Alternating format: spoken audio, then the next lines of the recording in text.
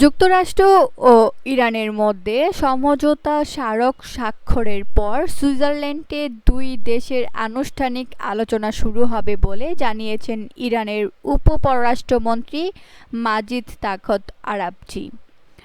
এই কর্মকর্তা জানান, ইরানের আলোচক দলের নেতৃত্ব দেবেন দেশটির পার্লামেন্ট স্পিকার মোহাম্মদ বাকের গালিবাফ।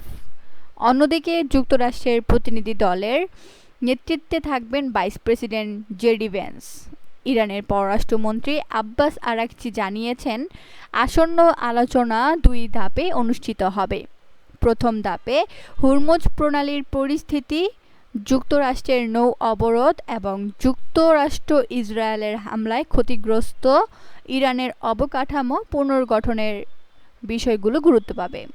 তিনি বলেন, দ্বিতীয় ধাপে পারমাণবিক কর্মসূচি ও ইরানের ওপর আরোপিত নিষেধাজ্ঞা প্রত্যাহারের বিষয় নিয়ে আলোচনা হবে, যা চূড়ান্ত চুক্তির মাধ্যমে নিষ্পত্তি করার লক্ষ্য রয়েছে। এদিকে আব্বাস আরাগচি বলেছেন, যুক্তরাষ্ট্রের সঙ্গে ঘোষিত শান্তি চুক্তির সবচেয়ে গুরুত্বপূর্ণ বিষয় হল লেবাননের যুদ্ধের অবসান। রাষ্ট্রীয় টেলিভিশনে সম্প্রচারিত বিদেশি কূটনীতিকদের সঙ্গে এক ব্রিফিংয়ে তিনি এ মন্তব্য করেন।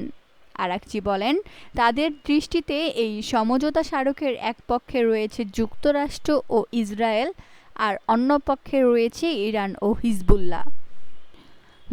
চুক্তির সবচেয়ে গুরুত্বপূর্ণ অংশ হচ্ছে লেবানন সহ সব ফ্রন্টে চলমান যুদ্ধের তাৎক্ষণিক ও স্থায়ী অবসানের ঘোষণা।